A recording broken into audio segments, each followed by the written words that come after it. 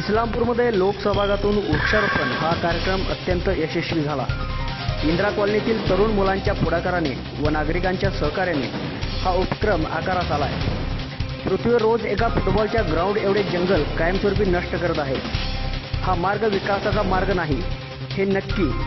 महात्मा गांधींनी सांगितलं होतं की निसर्ग जपून वापरला तर भरभरून देतो व ओरबडला तर एका माणसाचा हव्यास देखील पूर्ण करू शकत नाही। म्हणून हा लोकांचा सहभाग असलेला व लोकांनी झाडं जगवायची जबाबदारी घेतलेला उपक्रम अतिशय गरजेचा आहे।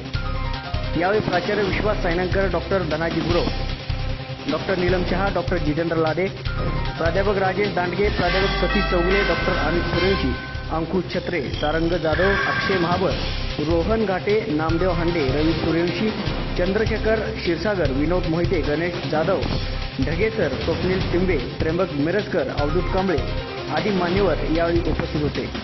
इस्लामपूरतील रयत संघर्ष मंच यांच्या वतीनं इंदिरा कॉलनीतील रस्ता क्रमांक 3 येथे लोकसहभागातून 30 झाडं यावेळी लावण्यात आली।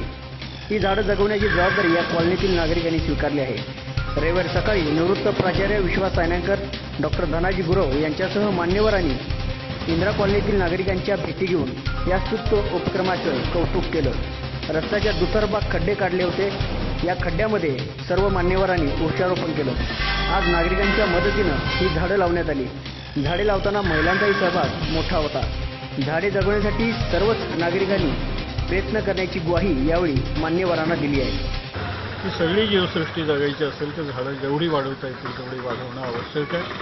आणि हे जर गणित धरलं तर प्रत्येकानं किमान एक झाड लावणं, जगवणं, वाढवणं हा राष्ट्रीय कर्तव्याचा भाग आहे। कदाचित आपल्याला एक राष्ट्रप्रेमाची किंवा ज्याला आपण राष्ट्रभक्ती म्हणतो त्याचा हा भाग म्हणून घ्यायला लागेल। ही सवयच लागली पाहिजे। घराभोवती झाडं असली पाहिजेत आणि झाडाशिवाय घर नाही, झाडाशिवाय माणूस नाही ही व्याख्या जर एकदा सगळ्यांना समजली तर निश्चितपणाने झाडं असणारे हे जग अधिक सुंदर होऊ शकतं। याच्यापेक्षा जग सुंदर करण्याचा दुसरा कुठला मार्ग नाही। रयत संघर्ष मंच इस्लामपुर हमारी एक सामाजिक संस्था है जो मानवीय विकास के लिए काम करना चाहती है और कर रही है।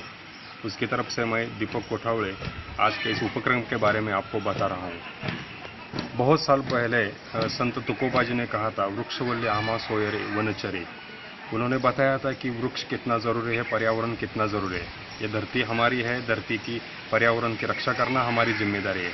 इसलिए हमने उपक्रम आज यहाँ चालू किया है। हम पौधे लगा रहे हैं, लेकिन पौधे खाली लगा नहीं रहे हैं। यहाँ के हर एक घर का एक मालिक और हमारे कार्यकर्ता दोनों मिलाकर पौधे लगा रहे हैं। हमने यहाँ पे वो मालिक की कंसेंट ली है कि वो जो हम पौधा लगा रहे हैं उसको बढ़ाने की, बचाने की, उसको फूलने की, बहरने की जिम्मेदारी उस घर मालिक की है। उन्होंने ये कंसेंट हमें दी, इसलिए ये अलग तरीके का हमारा वृक्षारोपण का कार्यक्रम है जहाँ पे जो पौधे हम लगा रहे हैं वो पौधे बढ़ने की ज़्यादा से ज़्यादा आशंका है और लोगों में ये जागृति भी हो चुकी है कि हमें ये पौधा खाली लगाना नहीं है, ये बढ़ाना है, इसको बड़ा करके बहर देना है। इसी से ही हमारे धरती का पर्यावरण का रक्षण हो सकता है।